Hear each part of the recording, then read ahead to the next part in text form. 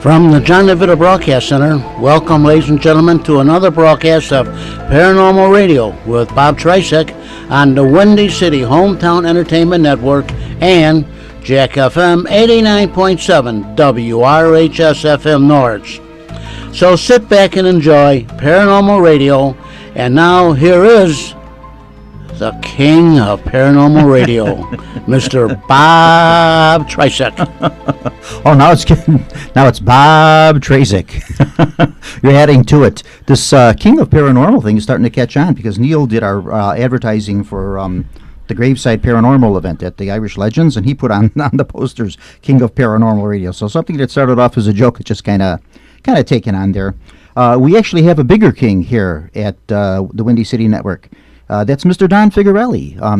Want to mention him because something good happened for Don and happened for the station here at Windy City too.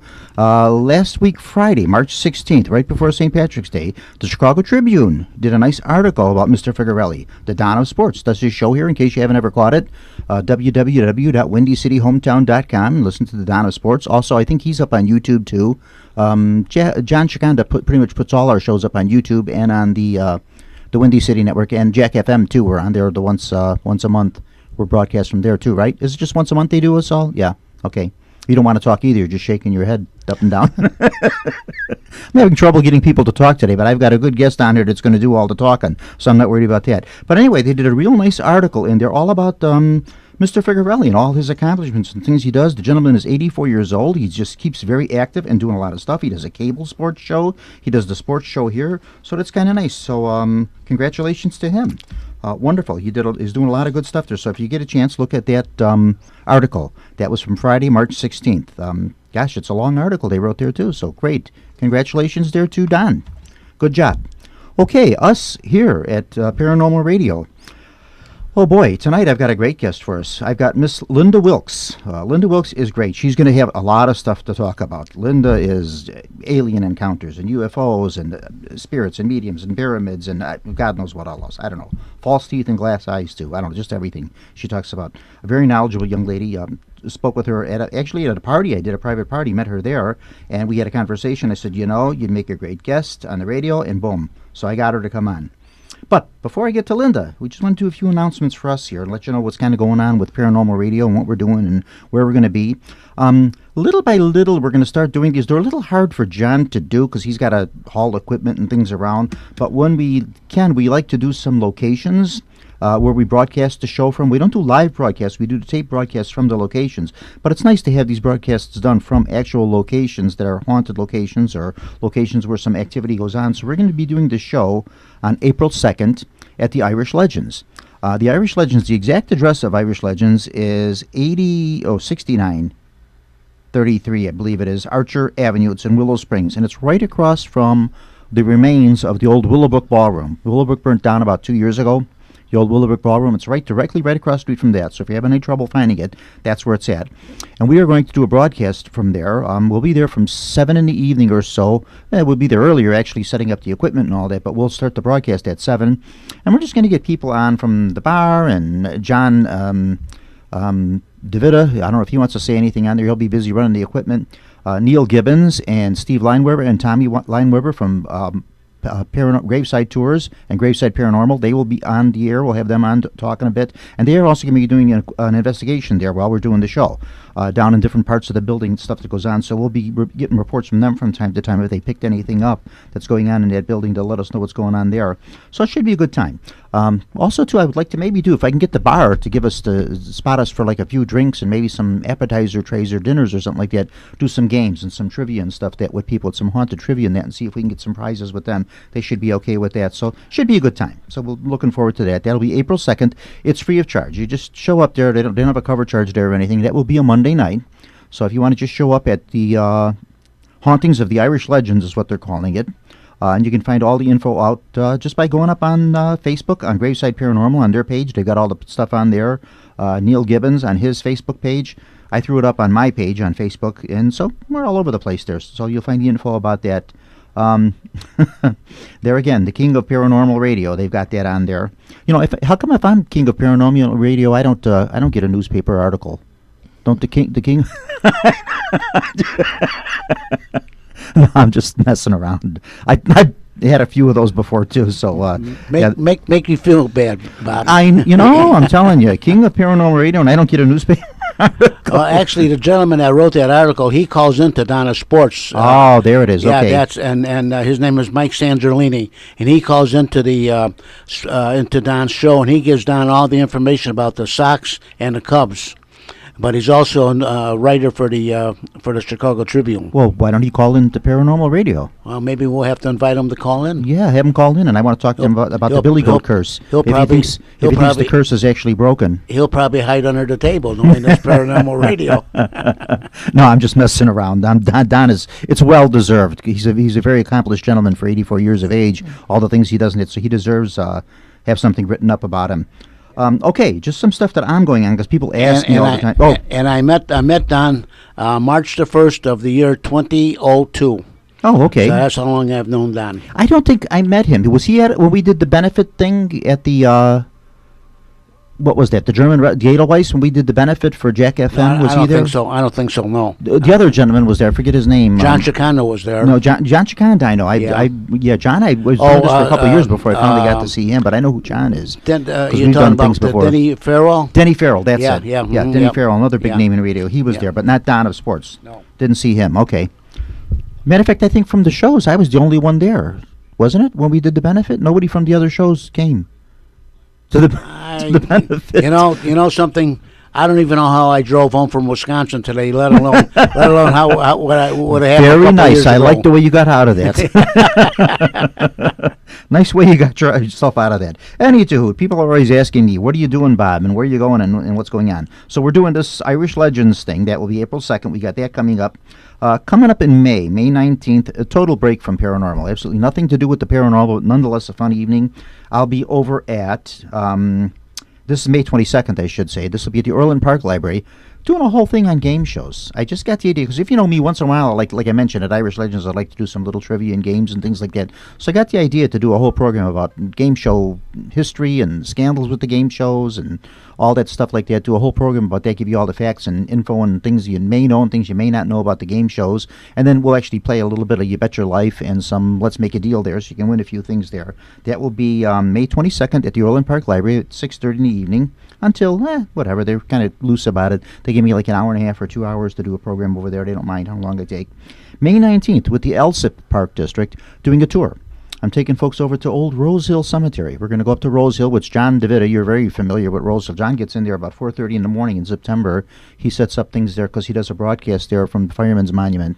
We talk about that all the time because he's got this soft spot for the firemen in the fire department. And we'll be doing a tour over at Rose Hill, because Rose Hill is a fascinating place. A lot of old monuments there, graves of many of Chicago's noteworthy people and historic figures that everybody knows the names of a lot of these people there. It's just a real fascinating place. A lot of neat cemetery architecture there too, and also some of the paranormal too. We have a few ghosts in Rose Hill. So we're taking the folks on a tour of Rose Hill, and then we go for lunch right across the street over to the I almost said the Irish Legends, the Wildfire Pub.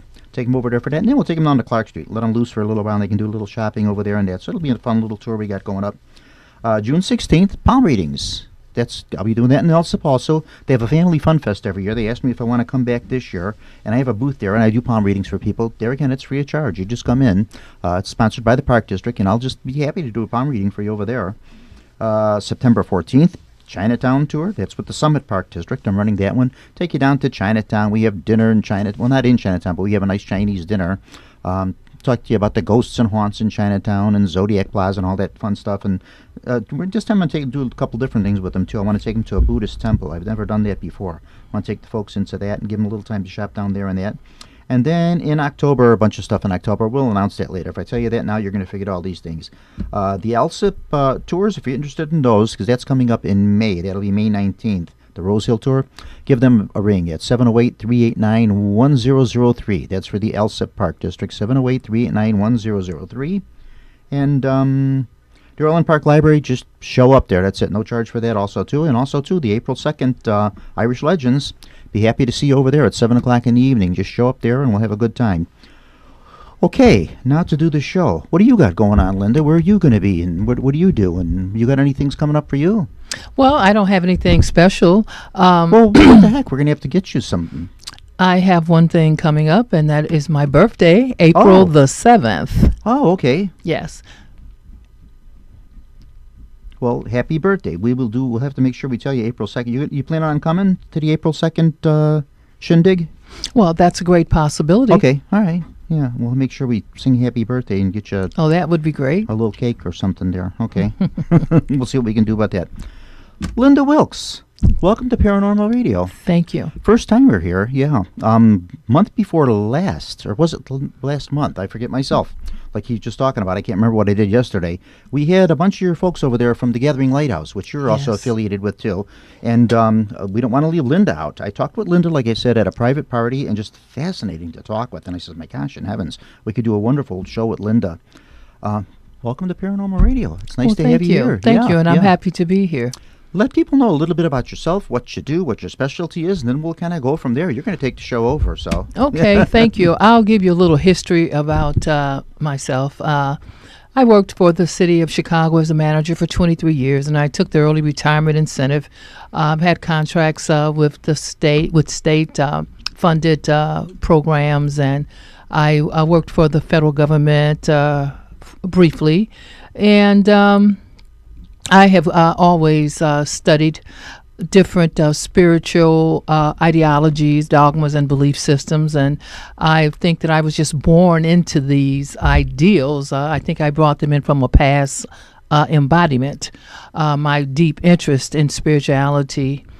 Also, I am a member of several global organizations, and I'm with Amnesty International, which is a human rights organization. I'm also with the United Nations, the Chicago chapter, and I have been fortunate enough to assist in writing policy that's been presented in Geneva. So I'm engaged in a couple other global organizations that are really dealing with human rights. So I have a global perspective on what's going on socially and politically across planet Earth. Okay. So spiritually and politically, you're involved in both. You're involved with the United Nations, something I did not know. See, you learn Yes. something new every day. Now, what do you do? You said kind of what you do with the United Nations. So you're involved in human rights, and you've actually written some policy for them? Yes, I've helped write policy Oh, okay. for regard when I was on a committee called Activism. Yes, Okay. I wrote with the chairperson. Cool. Okay. So now, how does spiritualism and UFOs and alien encounters and all this tie in with this? It actually doesn't. It's an entirely Well, actually, separate thing. it does but- tie in a way because I was propelled into some of the, well, I'll say these global organizations, and I'll even say the work that I have been engaged in since I've been of age to be employed. But I think what you might be interested in is the fact that I had told you about the walk-in soul phenomena. Now, that's after we talked about it a bit, I think you informed me that you wasn't very familiar with it. I'm not familiar at So all with it, no. I'm here to familiarize you and your audience. Wonderful. Okay, I'm going to get straight to it. A walk-in soul is when a soul enters the body, when the body is at a point that it possibly can no longer live. Some people they have encountered a dreaded disease. Some people just give up the will to live. But souls are lined up, and they've been lined up a while to enter bodies that are salvageable. And my body happened to be salvageable, and the soul that entered my body was in alignment with all of my past work. So I was really a great fit. And I'm going to share with you that there are different ways that a human body can receive a different soul. There is something called soul braiding. There is something called an entity that takes over a body.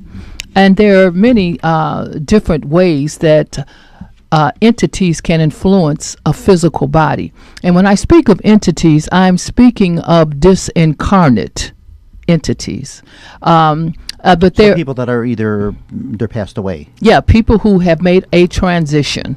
And sometimes when there is an entity that just willfully takes over a body, it is a soul that has left the body during the transition, but it didn't go to the light. many souls do not want to go to the light, and they want to stay around planet Earth, hang around the individuals or the situations and people for specific personal reasons. There are some people that might be, let's say a mother, for example. She may have a controlling nature and has controlled her children, and she does not want to leave planet Earth because she still wants to control. Then there are different entities. Okay, let me stop you for just 1 minute there, because you give a lot of information out. My gosh, you're just a fountain of knowledge. Okay, so death with the walk-in souls. The only way to receive one of these walk-in souls, of course, is it has to be someone that has passed on. No, you don't have to have. You don't have to really make the full transition. The body can be in such a weakened state that it is having a near-death experience. Ah, okay. Or it can be a person who has given up the... No, not the person that's receiving the soul. That person is the person you're talking about that's in the weakened state? Yes. Okay, that person, they don't have to die. They're not dead. They can. It can They happen. can It pass can over. happen. They Okay. can pass over. But then if you're inhabited by one of these walk-in souls and you're already dead, how does that... I'm having trouble with that one. Unless I'm just not understanding it right. When I say, when I speak of a walk-in soul that... has taken over a body. It is not a body. It's a body that is so close to death that some of the physicalities of the body has left, and it's just there in a very weakened state, very close to death. Okay. Similar to a near-death experience. Okay. Some go to the light, but they come back. Those are the souls that go to the light, but that body is still there and is still in a state of life, but very limited at the lowest. Okay. And sometimes the souls that go to the light that have had different near-death experiences, they come back to that physical body. Oh, so this is what you're talking about. So you're actually not, your body's not actually physically It entered can- by it- another. yes, Oh, it so there's is. a couple ways It you is. can do it. It is. Okay. There are all several right. ways. This is what I'm trying to clarify here, because Yeah, somebody else there may are several ways. be having The trouble body, with this. the, the old soul can leave the body, and Okay. once the old soul leaves, then the new soul takes over. So now when this person, if this person recovers from their ailment or from their near-death experience or whatever, are they a completely different person they're then? very different person. Very different. Very different. There are certain aspects. Is it I'm sorry to interrupt I'm you, sorry. but I Go just have ahead. so many questions to ask you Okay. on this. Yeah, and Okay. like I said, you're just a fountain of knowledge. If I let you go, you'll just do 3.5 You're hours right. of show And here. you're We're right. probably going to have you come back. But if they're taken over, can they also be taken over by an entity that's maybe not so nice? Maybe they were a nice personality, and then all of a sudden they're taken over by one of these walk-in souls, and their personality changes to a negative. No, the It's something 90% of the time it's all a positive, or all the time it's a positive. I would say the majority of the time. I would even say 100% of the time, because walk-in souls are souls that have come here during this specific time as this planet is going through its transition, as the planet is moving to a higher vibratory field. This has been talked about and predicted from some of the great prophets, Edgar Cayce and others, and it's been anticipated to happen during this time. Since 1987, there has been something called the harmonic conversions. Okay. This is where you probably are aware, where the planetary systems created a specific alignment, and it sped up the vibration, and this planet was moving into more light. And as it moved into more light, it needed more light workers. And it being predicted, and it's really known in some of the most ancient spiritual practices. It has happened before, but a mainstream society has not been aware of this. But a soul that walks in, a full walk-in soul, it has to take over your emotional self. And not only that, your entire nervous system must adjust to it. And So then basically you're not the same person I'm once not. this happens. Oh, No. I didn't mean you specifically. I know you've had right. the experiences with this yourself, but whoever, I'm just saying in general, if this happens to you, is there a way that they would know this? Or would they see, people may just attribute this to say, okay, this person has had this near-death experience, it's a very traumatic thing, they were, a straight pin away from dying, and now they came back to life, and this is probably what changed their personality, not even realizing this about this walk-in soul being the thing that would do this, have this life-changing experience. Yes, the walk-in souls and the souls that are lined up here that are waiting for bodies that are available. These are souls that are So they do this. These walk-in souls are waiting. They're lined yes, up they're somewhere lined up waiting to find the right body. Yes, especially during this time. I was not aware of it. It happened to me in I'll say 1998 or 1999, and I've spoken to many people that have had near-death experiences because I've been trying to determine if they are a walk-in soul. But there are certain characteristics that that was a question. The next question I was going to ask you is how do you determine if this has been something that's happened to them? Well, this is there are certain circumstances that occur in your life. First of all, if you have a near-death experience, you're going to come back here with a specific spiritual gift. Yeah, you may be able to, you might be a healer, you may be, you might have enhanced qualities as far as intuition, because there are many from clairvoyance on. You're going to come back here with something. And so a person that has a walk-in soul, they're very different. And there's a woman by the name of Ruth Montgomery. She talks about it, and I just found out about this woman, I guess a few years back. A friend of mine over at the Gathering Light told me about her after she had heard my presentation on the walk-in soul. And she had recommended that I sort of read her book, and I did. And it was called A Stranger Amongst Us. And all the things... I've heard of this. Yes, and all the things... This I have heard of. All the qualities that she said had happened to me. Because I met the Ascended Masters prior to reading her book. Many years back, I was walking, and I met the Ascended Masters because I get a lot of channeled information. Now, you were walking, and you met them. I met the Ascended Masters. How did this encounter happen? It happens telepathically. Okay. I receive a lot of information that bypasses my brain structure and just flows into my mind. There's a difference between the brain and the mind. The scientific community has already proven that. Okay. So I am a thinker. Difference between brain and mind. Now, most people, most laymen would say brain and mind. It's one Yes, and the same. they would. It's one and the same. Yeah. Yeah. How is it different? Well, it's different because you have your brain structure, I have my brain structure, and our brain is encased in the physical body. But after research has proven that they have cut away certain parts of the brain, and people could still access information, and they could still go about doing the duties that would keep them alive. So then the brain is the actual physical organ. The brain. It's a physical organ. The mind is almost like the soul of the brain. It is. I would say something. I don't know if that's a good definition. It's something similar to that. Okay. But we all are creations of a universal mind. Okay. All of us believe in something greater than ourselves. Some supreme being or something. Something supreme that we are connected with. If it's God or Buddha or Muhammad or whatever it may be for you. Yeah. But the thing is this.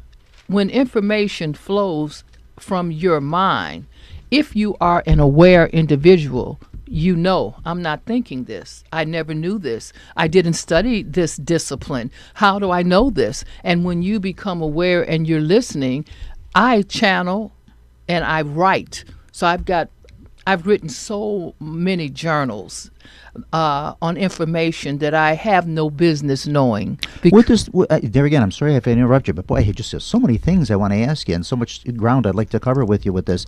But would this not be true of most mediums and spiritualists? A good one anyway. I mean, they're basically telling you things they have no way of knowing, and they don't know who it is. Yes. They're seeing it. So then necessarily, well, maybe not necessarily, but if you are a medium, is it possible that they're a medium because they were someone walked into them? No. A medium...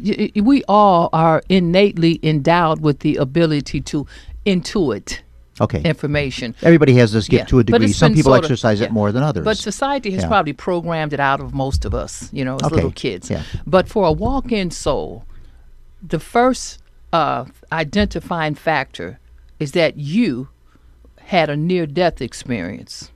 You had a devastating illness. So it has to be that. If it's not, if you haven't had that, it's not a walk-in. No, you could have had suicidal tendencies, ready to take your life. Your life has got to be right there on the edge. Okay. So that's one identifying factor. The second identifying factor is that you will have an experience of a soul entering your body. Everyone is not privy to that. It depends on your level of awareness and how that soul comes in. That's number two. Just in case anyone is listening to this now, we don't want anyone that listens to this broadcast that would very much like to experience this walk-in soul. We don't want anybody trying to commit suicide and saying, I'm doing Definitely this not. because I want to experience this. This is not the way to go about it. No, and you can, Yeah. and a human cannot make this. They cannot cause this experience to happen for themselves. These, So you may be suicidal and it may not happen. We don't know. It We won't just happen because you're suicidal. That's what I'm saying. It I just happens don't want to give people the no, wrong message. oh, I don't want definitely. because some people are very gullible with Yes, these you're things, right. and I don't want anybody saying right. I'm taking a pistol to my head and I'm going to Oh, have a definitely near not. death experience, No, and no, no, this is no. going to happen to me. Oh no, you know. no. No one wants to be ill, and hopefully, no one is feeling so much anxiety that they would want to take their life. That's not good. You have to remember, there's generally a contract made. Unbeknown to the individual, there's some kind of contract made between you and that soul at an earlier time. Okay. So now, So it's a pre-planned thing. It is a pre-planned thing. But now another identifying factor of a walk-in soul. Once that soul transference takes place, you are no longer that person that you used to be. Your emotional self and all of your ties to relationships, you no longer have that emotion with them. For myself, I had plenty of friends that had been my friends for maybe 20, 30 years. People I had known and I thought I would be friends forever. Just say a lover, also family members, children. You no longer have that emotional attachment because it left with that old soul. You know, souls have that subtle energy as they make their transition. But as a new soul comes in and the old soul fully leaves, you're no longer attached emotionally to people. And it's like you know them, but you don't feel. It's not quite the same as it used to be. It's Okay. definitely not the same.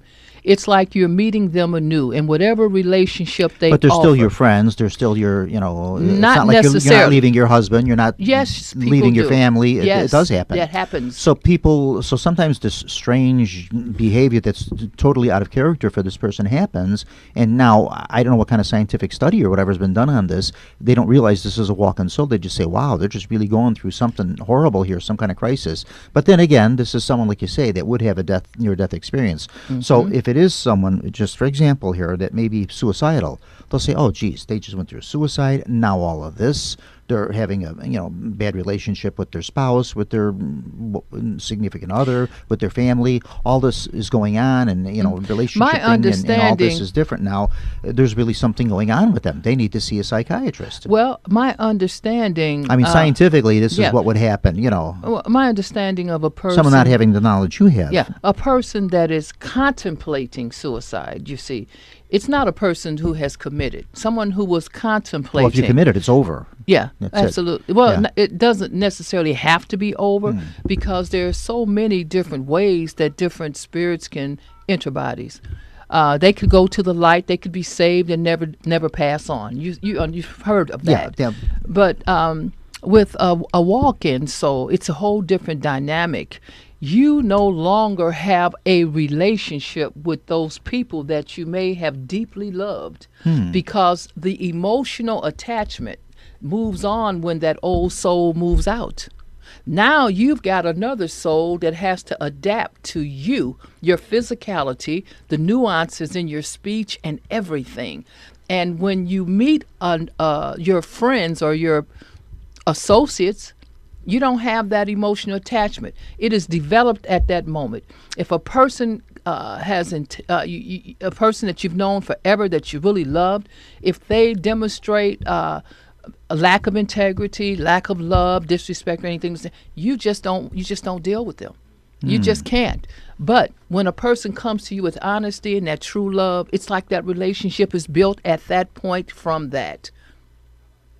Okay, I'm following this somewhat now. Yeah. See, sometimes on the show I like to play. Some of this I understand, but I like to give the other perspective of it. Someone that may not know where you're coming from with this, to try to, we need to take a break. Excuse me just 1 minute. We're going to come back with this. This is going to go on for a long time. Linda's great, isn't she? Stick with us, folks. We're going to take a break, and we'll be right back. Thank you. Just a second.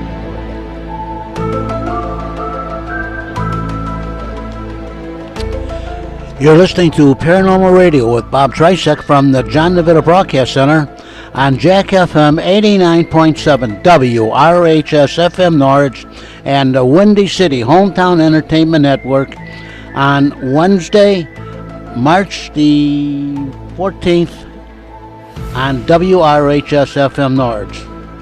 And now, back to Bob Trisek and Paranormal Radio.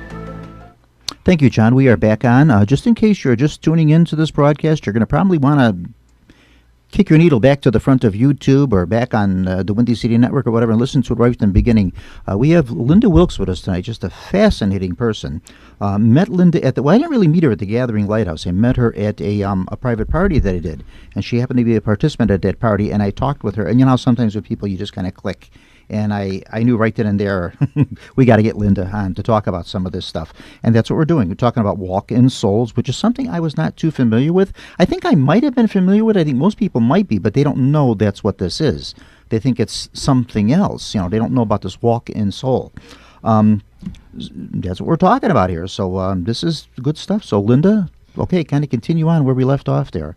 Okay. Yeah. I think you were getting ready to pose a question to me. You know, and I totally forgot what it was. There was something I was going to say, and I lost it right when we took the break. Yeah, there was something I was going to say. I forgot what the statement was before that, but that's right. We'll get back to it, I'm sure. Yeah. Okay. Yeah, well, I'll step back and talk about those relationships. Many relationships that were very dear prior to the event occurring. Many of them were lost, and I had to let go of many people that I thought I would be friends with forever because we no longer jailed. Also, the fact that when the new soul comes in, it has a destination and it has a job to do. This is why those souls choose a specific body. And see, I can look back and I can see I worked for Human Services for the city of Chicago for many years, and I always worked in the helping field. So I was right in alignment with where the new soul needed to go. Doors began to open for me in a synchronistic manner that I never would have walked into. This soul that entered me, it needed to do work on a global level, and it just put me in different places like a link, like different links forming a chain to take me here to Amnesty International, and Amnesty took me to the United Nations. The United Nations took me to another global organization, and that's who I am today. So so for you, the experience. Now, did you yourself have a near-death experience? Pardon me? Did you yourself have a near-death experience? Yes, I did. Okay. I did, and I was in a nursing home, and I have medical records that are very, very. Okay, so then all this happened after that. So it happened. Okay. Yes, it happened while I was in a nursing home where I had been really given up. Yes, in 1998, I was diagnosed with something called transverse myelitis. I had started off with a little bit of tingling and numbing in my feet, and it just began to radiate upward. So I went to doctors, and doctors recommended that I see a neurologist because they felt it was a nervous condition, and they tested me. And transverse myelitis, I'll explain a little bit. This is where your myelin sheath, these are nerve endings where the myelin sheath is sort of like it's a fatty tissue that connects different nerve endings together as if you had two wires and you're going to wrap tape around it. That's what the myelin sheath is. Okay. My myelin sheath was leaving, and the doctors felt that the myelin sheath was being eroded upon internally because of my own system turning itself. And after further this is a life-threatening condition? It's a life-threatening condition, very much. I studied it pretty in depth. And after further testing, I would think after about close to 6 months, maybe, more testing, and they determined that I had MS. So with that particular disease, it's debilitating. Yeah. And so I went through many tests. I didn't want to believe it, but I was incapacitated. And I was diagnosed at a little company of Mary Hospital that's in Evergreen Park, sure. Yeah. Christ Hospital over in Oak Lawn. And I've stayed in those hospitals very often. I went to the University of Chicago for further testing because I chose to. They said the same thing. They all guaranteed me that I would never walk again, and I would begin to lose all other So it was pretty unanimous functions. every place you went. Everywhere Yeah. I went. I even went to Mayo. Okay. I went to Mayo Clinic. And so I went everywhere because I wanted to be fully whole physically. And anyway, I ended up in a nursing home after I had been in the hospital for one of my usual stays where they would give me 500 milligrams of intravenous steroids. And that's the max that they could give a human without putting them into a deathly state. On one specific day while I was in the hospital, there was this woman. She was a doctor, and she seemed to be of an Indian background. And she came to the foot of my bed, and she shook my toe, my big toe, and she says, "Linda, you're a very lucky lady. You would have been dead in a day, maybe two." At that time, That's all she said. that's all she said. That I may have been dead in a day or two. But this No was reason, after no her. reason to why the luck. Well, because of the MS and because of the transverse myelitis, and I guess the combinations of the wear and tear on the body from the multiple sclerosis. So I was, and this went on for years, and I eventually ended up in a nursing home. You may be familiar with Manor Park, right there sure. on 95th. Yeah, And Yeah. right there. And I was there, and on one particular occasion, I think I was there supposedly because there was nothing else they could do for me in the hospitals, and I lived alone. So they didn't want me to go home. You needed somebody to They wanted care to, some kind of, yeah. They wanted to give me therapy to teach me how to put my clothes on, things of this nature, because Gotcha. I could not care for myself. While I was there on a specific night in the nursing home, and I was just laying there, but I've always been spiritual, and I've always heard that small voice within, but not like I hear it today. As I was laying in my bed, a voice came to me, but it wasn't that small voice that I'd always heard that would direct you, you know? And it said to me to say the 23rd Psalms. Okay. I was so weak. I was such a weakened state until I didn't even want to say it. But I always followed that small voice. And it was persistent, and it kept pushing me to say it. And I finally began to speak it. You know, Lord is my shepherd. And I went on until I got to where I said, the valley of the shadow of death. And when I said that, I heard the sound of the biggest gongs you could ever hear. And it sounded like a big bang. And all of a sudden, I saw what looked like, I'll say the Grand Canyon. You know, those big red rocks. Okay. It was like a deep cavern. So yours wasn't the light at the end of the tunnel, and that it was a different, No. different experience entirely. Yes, it was a different experience. Okay. And as I was observing that, this voice said, "That's where you are. Your death is as close as your shadow to you." Okay. And when I heard that, all of a sudden, because it was in the nighttime hour, I saw a form that was like a human, but it was comprised of minute, tiny lights, but it was the shape of a human. And it contorted itself as it was coming closer to me as I lay in my bed. And it folded itself like this, and it sat right in the middle of my solar plexus and stretched out. So that was your walk-in soul. That was the walk-in soul. Okay. Now- Okay, so you were very fortunate in, I was in very that you fortunate. experienced it, you saw it, and all this. Many people may not Don't. be so They lucky. won't. They They don't. aren't. They don't know this. No, So you knew. I knew. Okay, so then now, obviously, you're doing wonderfully, and you made a wonderful recovery from all these horrible ailments and everything like that. No MS, no nothing anymore, nothing. You're fine with it. Well, you know, they say that MS is forever. Yeah, So it's just always there, but you control it, and you're. I don't I feel I'm in perfect health. You look in perfect health. Yeah, I mean, because look, when they gave me those steroids, after I even so what did the doctors attribute to this? Now all of a sudden Well, you made this wonderful recovery. You're not in a nursing home anymore, and all this. They didn't they just shrug their claim- shoulders. They don't know what to tell you. They don't know. they brought in many neurologists to view me, and they just shook their heads and they said I was diagnosed with MS. They didn't understand. Because MS is a regular degenerative It's disease. We know very- that. yes. And in your case, that's not what's happening here. It's going the other way. So you're a miracle. I am. Mhm. And, I And, was and given you're a second attributing this chance. to the walk-in soul. Now, medically, what did they say happened here? They don't know. They said it was MS. They said it was MS, Well, but how did they attribute the recovery? Well, they just don't believe it. They never said anything. One thing about Or are they backtracking and saying, well, they're maybe she not- really didn't have MS. Maybe no, it was something they else. never We don't know. backtracked. They Okay. said I have MS, and they were there. I've had so many tests over the years. They said that's what it is. Simple as that. Simple. Huh. Okay.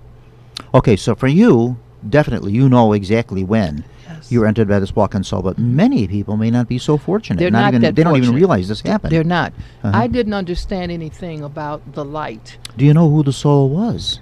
Well, I'm going to tell you someone who identified that soul for me, and you met her over at the Gathering Light. June Quartham, she is an excellent medium Okay. and intuitive. She says that it was a soul of a World War, I think, I veteran.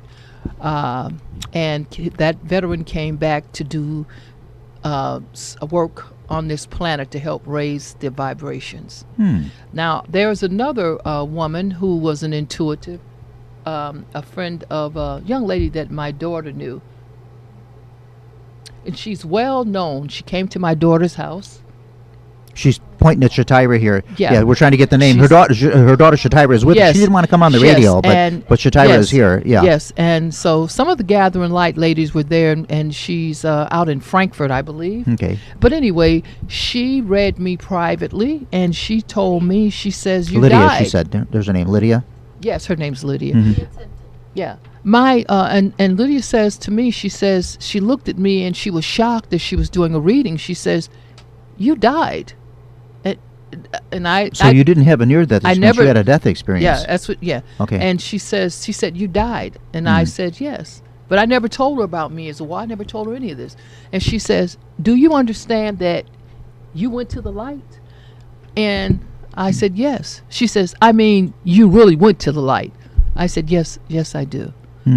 So after that, we had a conversation. But I've had people that are highly spiritual. So she was surprised somewhat that you knew, or She was- surprised that you did She was this? shocked that I was, Okay. that I had passed over. Okay. She was shocked that I had passed over, and she was even more shocked that I knew, that I was aware. Okay. But even with what occurred that night that night at the nursing home, when I woke up that next morning, because I went into a deep sleep, and when I woke up that very next morning, I cannot even explain this. It's like I could do an inner scan of my total physical being. And as I was looking outward and inward, there was a big light inside of my head, nothing but light. I've never been able to really explain what that was. But there were women that worked there as assistants, and they would always sort of talk to me, how are you doing today, da-da-da-da, and I'd ask them, and then they would tell me, oh, I've had this problem, and I would say, let me shine some light on that. Let me put light on that. And they would go and tell their friends. I was more intuitive than I'd ever been. And they would come into my room and ask me personal questions about and I would always say, let me shine light. That was something that I never, ever did. I never used that terminology, but I was doing it. And I found that as I recovered quickly, I recovered quickly. When I tell you quickly, in a few days, I was able to stand up and put my own clothes on. It was a miraculous recovery. Yeah, that's what I'm saying. Now, medically, they have no explanation for They this. have no explanation. Huh. And so then, after this, all this other started. The Yes. global organizations, the United Nations, yes. human rights you became very involved with. Before this, prior to this, none of this. No. Now, I was working with the federal government.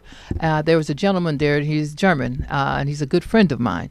And he says, he was the head of this chapter, Amnesty, and I wasn't familiar with it, and he kept asking me over and over. He says, Linda Wilkes, I need you to join. I need you to join. And he was saying it at least every other day, and he finally just broke me, and I said, look, I've worked for human services all these years. I've given so much of me. I just want to give to myself. He said, but they really need you. And I said, okay. So he finally compelled me. I went to a meeting, and it was like I fit hand in glove. Okay. It was like a perfect fit, and I loved it. It was unbelievable. So this was your niche in life that you were looking for. And you didn't, absolutely. okay. But I was put there, like I said, in a synchronistic manner. And then this... Did something drive him to... I don't tell know. you so I never much. asked him if he was, did. he didn't just mention this casually, like you said. He just kept after you and after you until you finally. After me, yes. So something must have been telling him, Something leading was- him to yes, you or it whatever. was. And maybe then- his soul, walk-in soul or whatever. He didn't have a walk-in soul. No, he had never had a death experience. He Okay. played football. That's a death experience. But he had a knee. Get knocked around a couple of times. Yeah, he had a knee injury. Mm-hmm. And after I had been with Amnesty for a few years, he called me and he says, Linda, I've got to do a presentation at the United Nations. He says, but my knee is really bothering me. Can you do it? Can you do it? Okay. And I didn't feel... I've never done this before. I don't know what I'm doing. And you get up there and you were a natural. Yes, Okay. exactly, and that's what happened. And the head of the Chicago chapter, she asked me to join, and I told her I didn't have the time. And then it was a big meeting with all these chapters, and the women and different men, they from different particular committees, they came up and asked me to join, and some of them were so compelling, I just had to. So I did. And then, of course, there I met others that were in global organizations. And Okay, but now all these wonderful things happen to you, and obviously you're a beautiful person that you are with all of this and these wonderful experiences that you've had in all this.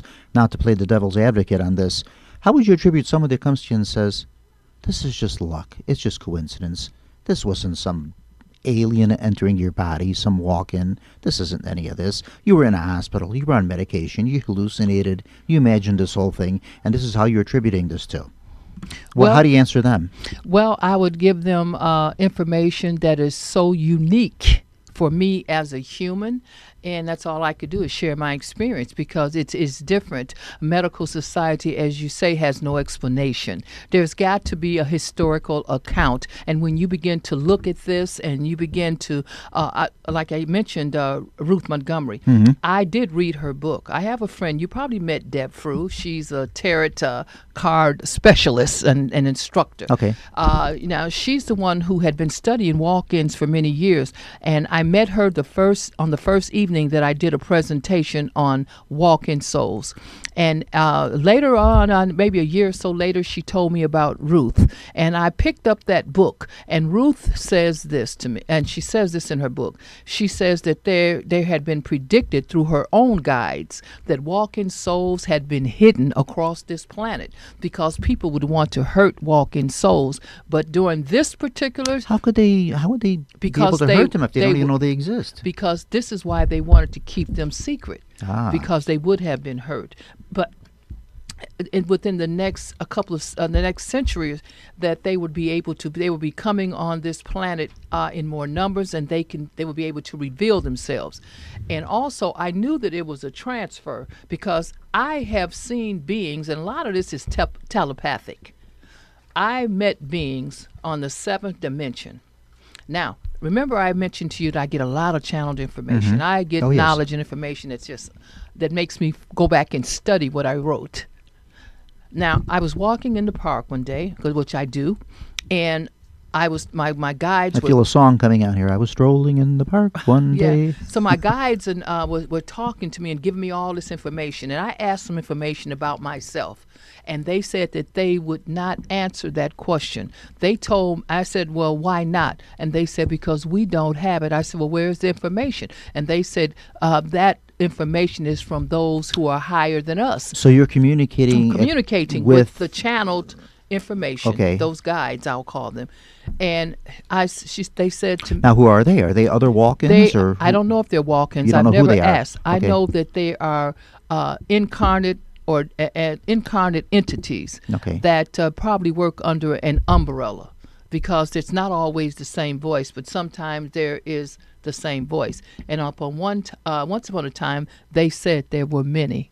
But on this particular occasion, I was asking questions that they said they couldn't answer at this level. I said, well, where can I? And they told me that it was on a higher level. I said, where? They said a higher dimension. I said, well, I'm still interested. They say, I said, well, how do I access them? They say, you asked. I asked at that moment, and at that moment, a vision was put right in front of me as I walked. And I saw Jesus, I saw Buddha, and I saw all these other beings. But there was an energy that was coming from them that I knew they were light. Okay. And they began to communicate with me and told me they were from the 7th dimension and that they were ascended masters. So Jesus, Buddha, and other beings. They told you this then? They told Okay, me that. all right. They looked Yeah. like they were prophets or beings of old. Okay. That you could tell the wisdom was there. Okay. And they began to talk to me, and they were grateful that I came, because they just were. So we had a long dialogue. Right after that, So I want to make sure I'm understanding this right. You communicated with Jesus. I and with Buddha. communicated with those beings. I saw them. Okay. Yeah. Now I Okay. can't tell you which one was communicating with me. All right. they're just all coming at once here, and you're Yeah, talking to it was everybody. Like, okay. Yeah, it was like an umbrella of Okay, them, all a right. group, Mhm. and they were just happy to see me. And I was just Good. Okay. So it's a very positive thing. positive Yeah, experience. And they talked to me, and they answered my questions that they wanted to answer. And after that, I was able to do some very serious healing. Just from interacting with them on that 7th dimension. Now, Healing, you mean like healing sicknesses, healing wounds, healing? helping people to Okay. heal Okay. that were having Okay. devastating sicknesses and illnesses. And so there was a lot of gifts that came through me. Wonderful. Yeah, for that. Yeah. And so after that, it wasn't long that I was at my friend's home, and she had this beautiful music playing. And I asked her, I said, what is that music? It's so beautiful. And she says, it's called the Spheres or something. So anyway, I asked her, and we found that it was music of the spheres. And so she says, I'm like, I love it. I've got to get it. I want to have that. The next thing that occurred is this. I'm online. I'm looking for this music, and I run into the Ascended Masters. Online. Yeah, online as I'm Okay. looking for this music. So they can communicate through the computer too with you. Well, huh? I don't know if they Okay. communicate. I'm not going to say they communicate with me through the computer, because that would not be my truth. They okay. communicate with me like all people. Oh, you were online, and then they communicated with you, but it wasn't coming through the No. media. I got Okay. online to look for the music. Gotcha. Because I Okay. wanted to purchase that CD. I see. I was interpreting this as you got online to purchase the music, and they came up instead. Oh, and, no. Okay, But I get, now I'm following What they you. did. Okay, all right, They well, different sites came up regarding the Ascended Masters. And So these were like yeah, subliminal messages that were coming to. Nope, no, nope. not This is subliminal. real. Okay. If you type in Saint Germain, you'll get all types of information and different places and that sell this particular works. So Okay. as I was looking for this music, the music of the spheres, that's when I ran into a title, Saint Germain. And I began to look, and the music of the spheres was under the Saint Germain teachings. What I was going to say, what is the significance of Saint Germain? Saint Germain is ascended master. Okay. Oh, all right. Yes, he's okay. an ascended master, and I didn't realize that there were people here that studied his teachings. But anyway, as I was looking for that, I ran across a specific phone number, and the major office is out in Schaumburg here in Illinois. But there was another place on the south side of Chicago, so I called so that I could order this particular CD. And when I called, there was a woman who answers, and I talked to her a little bit, and she wants to talk to me and find out who I am. And so I talked to her in depth, and so she says, well, I told her I had ran across a book online also that I was interested in purchasing, and she says, well, I would like to talk to you. Anyway, to make a long story short, she ended up being the head of a Saint Germain sanctuary. And she met me quickly to bring me this book and the CD. So is this something that was preordained I to think happen? it was. It was preordained to It happen. seemed to be. I And mean, it was. Yeah. And there's a lot that goes on before that. I had a niece. How would you now see? Many people would attribute this wonderful, beautiful story to a religious experience, and say you just had a miraculous thing happen to you. It was something from God. It was something a religious experience, that you had. Excluding the walk-in, excluding all this and everything. They're just saying no, something happened. God intervened here, and this turned out wonderfully, and you were given these gifts. You could heal. You could do all this wonderful stuff, and everybody, whatever the reason is, it turned out wonderfully and positive for you. But many people would say it was a religious experience. Well, many people would say that. And one thing about it, I'm glad you brought that up, because there are thousands of religions across this planet. And depending on the religion that person belonged to, they would say it was relevant because of their belief in their particular religion, or my belief in my particular religion, or a belief in a religion. Well, what about not a belief in any organized religious organization? What about just belief in Supreme Being and God and in Jesus Christ himself, and we go with that? Well, and make it more universal and not narrow it down to Episcopalian or Methodist or Baptist or whatever, any organization. Well, people would say that because I won't say that I'll say that their belief is so strong in the ideology, but the fact of the matter is this: there are so many different phenomena that man cannot explain. So in other words, if it's a positive thing like this, everybody wants to lay claim to it. Well, yes, but Okay. if it's a negative, which it can be, like Nobody wants to touch it. they won't. If it's a violent takeover from an entity because a person who passed was a staunch alcoholic. See, And now for you, fortunately, very fortunately for everyone who's ever known you, met you, had any contact with you, this turned out to be a wonderful, beautiful, life-changing experience, and these gifts that you received, you're able to share with other people, and hopefully, like you're sharing this story now with us, and hopefully people will listen to this and they will be inspired by this. But what about somebody that does get, through no fault of their own, one of these walk-ins comes in and it's not such a good person, and they have sort of a negative I don't. experience from this? I don't believe that a walk-in soul would walk into a human body and give it a negative experience. Now there are. But if the walk-in was, say, someone that was an alcoholic or someone that was just not living such a good life, it would not. No, it would not. It would not. That could not cause a transfer. It couldn't happen. Now there are entities, disincarnate entities, that can step into a physical body or attach itself to a particular person's aura. And they don't want to go to the light, so they stay around planet Earth so they can still experience the senses of the pleasures. And there are many types. But with a walk-in soul is a serious spiritual, high-level transfer that is assisted from on a sixth dimension. And once you are a walk-in, you have access to what is considered the brotherhoods. Now, I wasn't aware of this. I think I became aware of this probably about 6 or 7 years ago, because the brotherhood, there are different brotherhoods, and the brotherhoods are comprised of carnate and incarnate beings who you have a person has a walk-in soul, has access to, where they can get profound information just for the asking. And they'll have this knowledge and this knowing. This is what comes along also with the walk-in. So when you have one of these, you're able to ask the person that has the walk-in now, you're able to ask the questions and get specific answers. Yes, you can. Okay. Would somebody just maybe not say that this is just a really, really superbly developed mediumship? Well, a person could say Have you that. Have you ever worked with any of these voice boxes? All these electronic gizmos that all the paranormal investigators have, where they're asking Nothing. questions. Nothing. Nothing. I want you to do that. Okay. I want you to do that. I want you to work with somebody with those, and I want to see what kind of results you get. Oh, okay. Yeah, because I just want to see what happens with you. Yeah. Yeah. Yeah. But it may not be. I don't know if the walk-ins like to work with electronics, or if they prefer to use their own way of doing it. But because some of these messages that seem to be coming by, I have to say, I'm not 100% behind. No, not your story. Your story, yes, I am. You're very sincere about what you're telling me, and I can spot phonies. You're not one.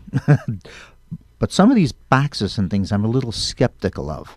I think what they're saying, and you may be trying hard to get them to talk and trying very hard to get them to say things that you want them to say. And I think in many cases that's what's happening.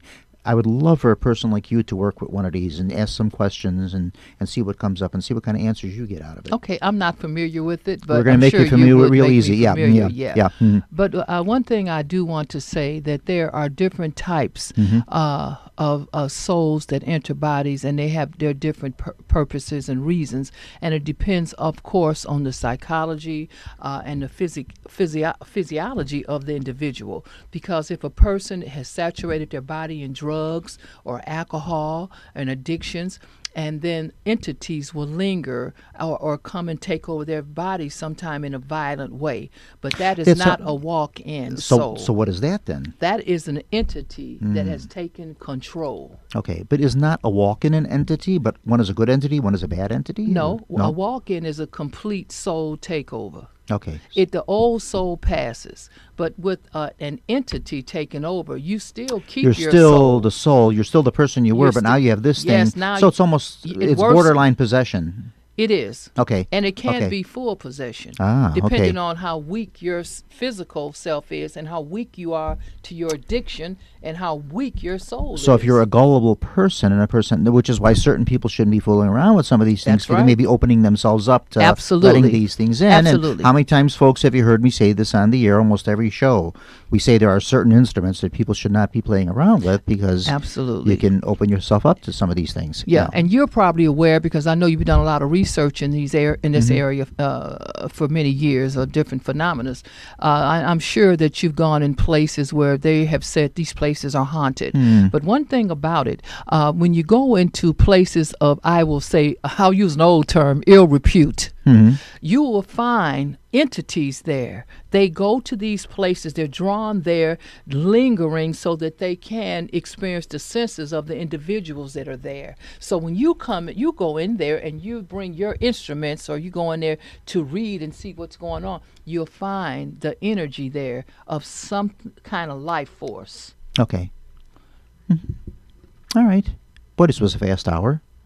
Can you come back? Yes. When would you like to? Well, now, I cannot say, but I can set up an appointment to come back. Yeah, we'll talk about it. I want to get you, definitely got to get you back on here. This was a fast hour. It was. This was one of the fastest hours I've ever went through. My God. No disrespect. And I got questions and this, and I'm writing notes and all this, and so many things I want to talk about and ask about and all this and the other, and we got to get you back on. We need another show. We're going to probably end up getting you your own show. Thank you. I appreciate that. Yeah, we need to get you back on. Okay, we are going to wrap here. Linda, thank you so much. Thank you. My gosh, yeah. I'm sure folks have many questions about this. What we did tonight, you just scratched the surface on this. You really did. Yeah. This was just a scratch of the surface, yeah. Do you see, folks, why I wanted her to come on the show? Yeah. This was sort of the conversation I had with her, yeah. Yeah, and I'd like to interject one thing here. I didn't talk about the walk-in soul for years. I didn't want to talk about it because I thought that people would say... Was it something maybe you just misunderstood yourself? I know, I didn't. But it was identified by a person that I know who's a friend of mine. He's a doctor, therapeutic counselor, just friends, he and his wife. And he says that he knew historically what had happened to me in the nursing home. And he kept telling me that I had to walk in, but I wasn't paying any attention. Was this something that you knew about before it happened to you? Never knew about it, never heard about it. So after this happened to you, then you studied all this and you says, this is what happened to me. Well, it was years after. And I'm going to tell you, when I started to read a little bit about it, it was after I met June Cortum over at the Gathering Light. Okay. And the only reason that I talked about it, the place that I met you at Renee's home. Renee, and we can talk about confidential things. I'd never talked about it. I'd only spoken to maybe 2 or 3 very good friends about it, and I asked them not to tell anyone because people would think that something was wrong with me, So when I was at Renee's home, and I think I met Renee maybe 6 years ago, 7, I don't know. But once I met Renee, and I went to her meeting, and I was able to talk about it because it was something deep in me that I'd never talked about. I had just suppressed. And she was so fascinated by it. She asked me because she talks about everything confidential when we're at the meeting. Yeah. She asked me could she share it with June, and I told her fine. I didn't mind, because now I had found a platform or a place where I was accepted for who I really was. Something I had been suppressing. And June, when I talked to June, I met June and talked about it. She asked me to do a workshop, and when I did the workshop, it was like I was it's just relief. I was finally freeing myself of what had occurred with me. Okay. And I appreciate June. I love her. She's a wonderful person at the Gathering Light. Yeah, they're a wonderful bunch of people. Yes. It really is. Yeah, just in case anybody's wondering what we're talking about here, do you know the exact address? It's in Lombard. Yeah, I was there myself. I don't know their exact address. I know Gathering it's on Lighthouse, Main. you can look up, yeah. It's on Main Street. I don't know. It's in Lombard. Yeah, I don't know Yeah. the exact address, but you can go up on their website or Yeah, Facebook. Gathering Just put Gathering Lighthouse. Lighthouse. Yes. Gathering like you're gathering grain or gathering things in your hand. Gathering, and then Lighthouse, just like Yes. an old-fashioned lighthouse, and all this information will come up about them and everything. And if you really get the chance, you should stop by there and pay them a visit and look at all their other programs. They do many things there, and they're She just helps people. And you connect with people of just this type, other people that maybe have the same interest in things that you do, and that, yeah. So it's a fascinating place, and you're a fascinating lady, and thank you so much for coming on the show. Thank you for inviting me. Oh my gosh, who would not want to invite you? You're lovely. Who wouldn't want you to come on their show? See, now that you're, like you say, you're feeling comfortable talking about all this stuff, your next step is a book. Well, I'm writing a book. There, See? I'm see? going to tell you. Yeah. My friend one of the board members at the Gathering.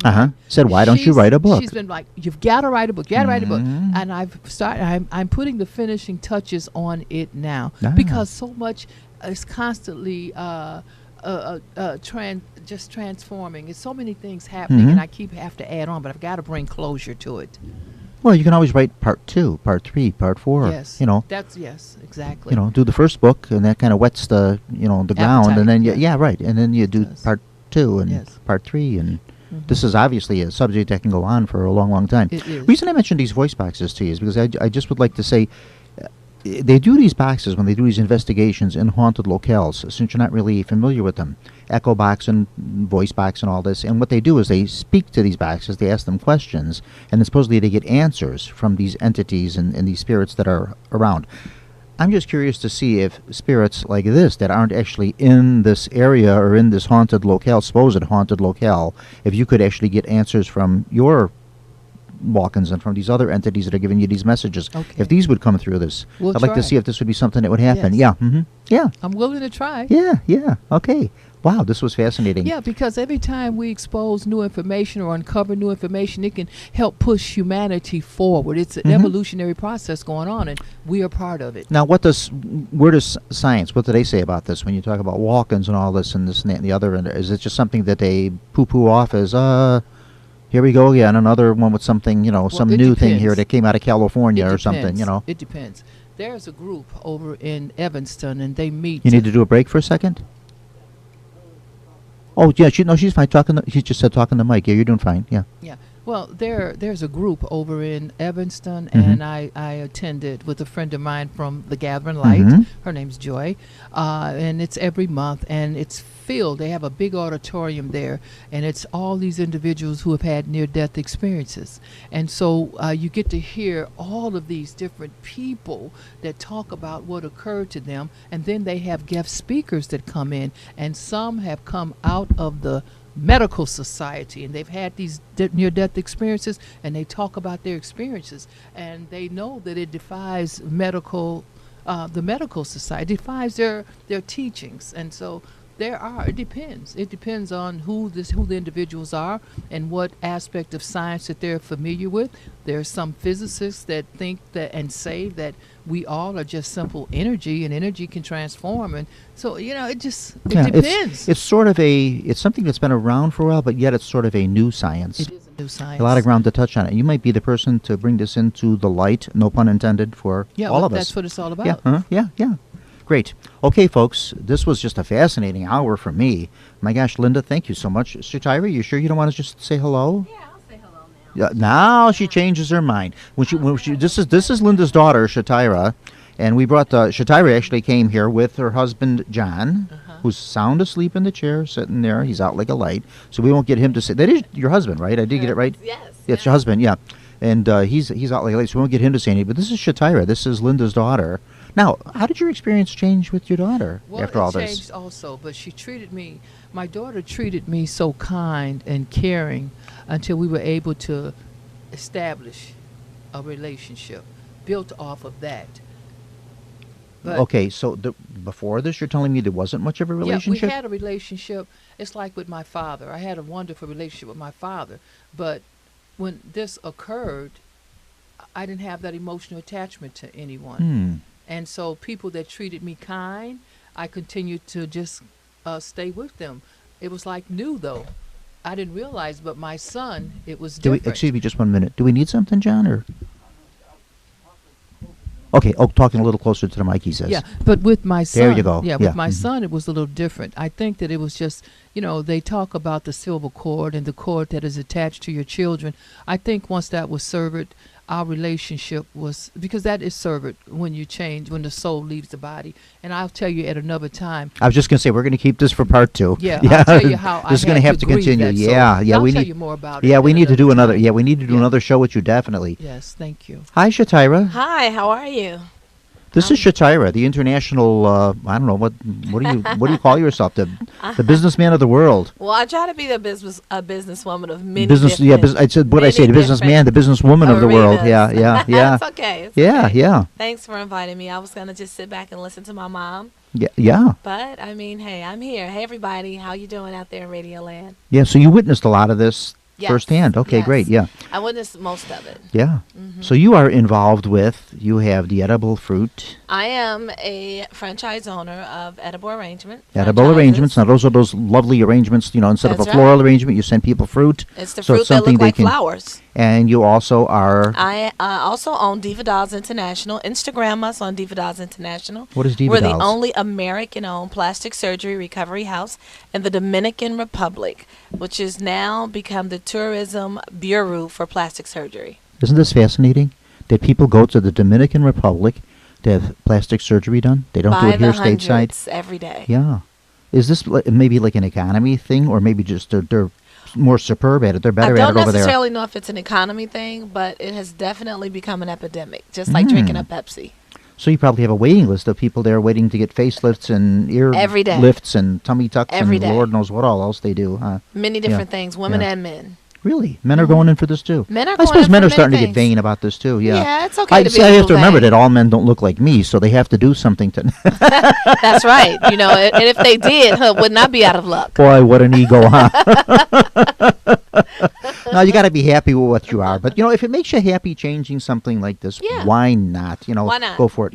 What do you lose? Yeah, absolutely. One time my brother and I, we were talking about, because we both have the same hairline, which is non-existent. We have this receding hair. We have no hair at all. And we one time, well, would you ever want to do something up with that? I says, no. If I felt self-conscious about it and said that, I would do something then. If it made me feel better, yeah, I would. But I'm happy the way it is, and it's Well, fine. it's just and, like, how when you wake up and you Yeah. know you're going someplace and you want to be dressed up and you dress yourself up Yeah. for the event, you're also doing the same thing with your body. Yeah, You're dress just your body kind up, of yeah. dressing up your body. if it makes you feel good about Accessorizing yourself, yourself. How about that? It But with more enhances muscles. if it enhances your life and makes you feel good about yourself, it's money well spent. That's right. So you do this in the Dominican Republic, and you're Yes. also doing Harold's Chicken in Arizona. Yes, I am also Isn't this now fascinating? going to be a proud owner with my son of a Harold's Chicken in Arizona. And we have something else on the burner also. I asked her, I says, why'd you have to go so far for the Harold's Chicken in Arizona? And what Aren't did I there say? And she says, well, travel. It's all about travel. I said, about the going whole places. world is our Yeah, playground. the world is my playground. Who yeah. even recognizes that you feel it's far when you live on a beach? I said, gee, you got to open up a Harold's Chicken in Arizona? I mean, that's like people that live in Las Vegas and drive to, Her son. Cedar Rapids or something to go play bingo. Why would you, you can't you open one up Well, here? you'd be But surprised. yeah, My she likes son it. does go to school there in Ah, so Arizona as well. then you have an in excuse to be Tucson. there. I Yeah. get I it. have an excuse to Oh, be in Tucson, there. okay. He's in Tucson. The restaurant will be in Tempe. Tucson, the town that would not die. Oh, Or is that what it's I known think for? what it's called. Yeah. Mhm. I don't know. Is I just the know- epitaph still the paper? The Tombstone Epitaph? I'm not For familiar. many, I don't God, know. like since the 1880s. I would have to ask The him. Tombstone Epitaph was like the local newspaper. I think it's still in publication. It may be. I Yeah. don't know. when When I'm an entrepreneur. when Harold's Chicken gets there and you go there, then we'll find out. Yeah, I'll find out then. Just ask me again. She's another fascinating lady here too, Shatira. Yeah, she does all kind of things too. Thank so you. yeah, Yeah. Well, thank you, ladies, for coming on the show. It's been wonderful. you. John, I guess we're going to kind of wrap here, folks. Thank you, folks, for just allowing me to come into the studio here and do these shows, and thank you for listening. Please don't forget to listen to all the other shows we've got here on the Windy City Network. Meet the Chicago Historians, the Don of Sports. Also, if you get a chance, look at Friday's paper. I just found out about this today. So if you still have the issue sitting in your kitchen or in your bathroom or wherever you keep your newspaper, the Friday, March 16th issue of the Tribune has a whole article in there about the Windy City Network here in the Don of Sports, Mr. Don Figarelli. So take a look at that. We're very proud of Don. Our show, Paranormal Radio, Chicago Junction, The Armchair Experts, and Wealth and Wisdom. All the other shows that Mr. John DeVita puts up here, the musical shows and everything else he does. Just a whole wealth of radio entertainment there. John's been in radio for many, many years and does a fine job keeping this media alive here. Our sister station, Jack FM 89.7, we will be heard on, what is it this week, Wednesday? They've been changing us around. They've been airing the show at different times. Sometimes it was Tuesday, sometimes it was Thursday. Now we're going on Wednesday, 10 in the morning. So we'll be on at 10:30 in the morning on Jack FM 89.7. And then Mr. John Chikanda, another wonderful soul here that we have at the Windy City Network, who's our producer, posts these shows up on YouTube. Just put it, key in Paranormal Radio, and you can put my name after it, Bob Trzeciak, Bob, Trzeciak. And you can listen to the shows on YouTube. Listen to them on the Windy City Network, www.windycityhometown.com, or on Jack FM 89.7. Okay, John, sign me off. King of Paranormal Radio, signing off. There's my X-Files music.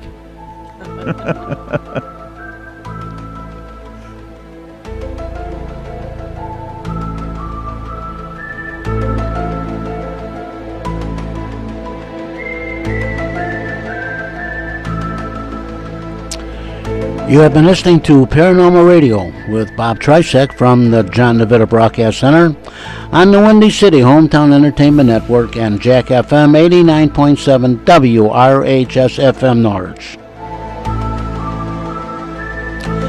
Paranormal Radio was directed by John DeVita, and our special thanks to radio station manager Kevin Zeflik of WRHS FM Norwich and the executive producer of Windy City Hometown Entertainment Network, Mr. John Chikanda. This broadcast was pre-recorded on Monday, March the 19th, the year 2018. Until next time, friends, please be safe, and thanks for listening.